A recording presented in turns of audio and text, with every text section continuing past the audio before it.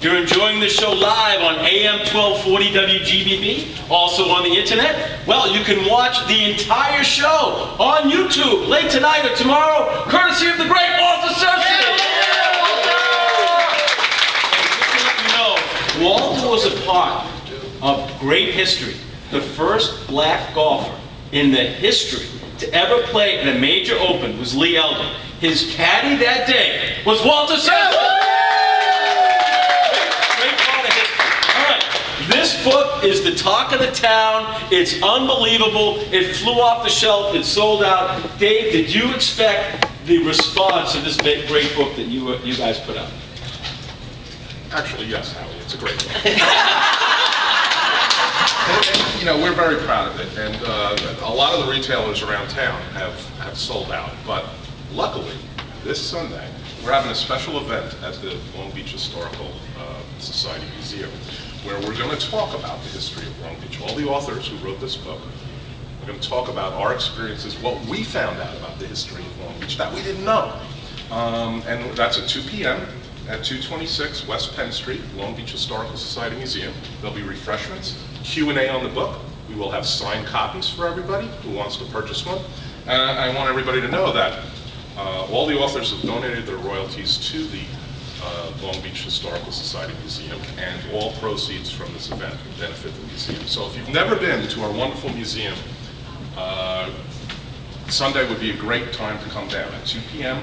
We still have the exhibit of the centennial of the Long Beach Fire Department up, as well as a number of other historical artifacts of Long Beach. So we hope everybody shows up and takes a look at our book. It's a little hard to get right now. All right. Next, let's give it up to Dave. All right, now let's bring in the Vision of Hope. The man, Walter Cersei, has a special introduction tonight. First of all, welcome, Walter, and you have a special guest tonight for the Vision of Hope. Thanks again, Howie. Right now we're honoring Professional of the Year, Mark Tannenbaum. He's a member of the Chamber of Commerce, and we would like to bring him up right now so he can speak on it. Yeah, Mark, yeah! Thank you, Walter. My pleasure to come up here.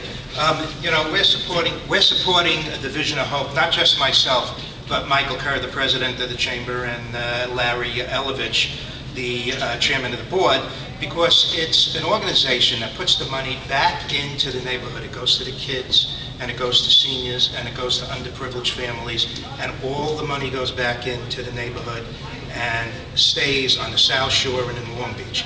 And it's rare today that a charity functions in this way. A lot of the money goes all over the country or all over the world and goes into other people's pockets, but nobody is salaried at this organization. So all the money goes right back to where it should be going, to the people who most need it in today's economic times. Thanks a lot, Mark. Once again, the Vision of Hope Golf Classic will be September 21st at the Lido Golf Club. Registration's at 10:30. We need your support. We need T-signs. Anyone who will get us T-sign, T-flags. Buy a dinner.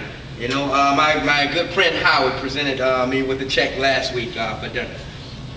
It's a great cause. We're helping the kids. We're helping the seniors. We're helping the underprivileged in Long Beach.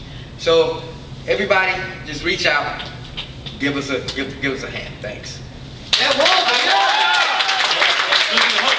Now I want to bring in, as you know, summer's coming to an end. We've got some great events coming up over the weekend, but winter's coming, and that means hockey. And this is a hockey town. We have the rink here, the Rangers train here, and for all you people, we have the most passionate fan on our show. I call her the Long Beach Lady Hockey Maven, Tracy. Give it up for Tracy.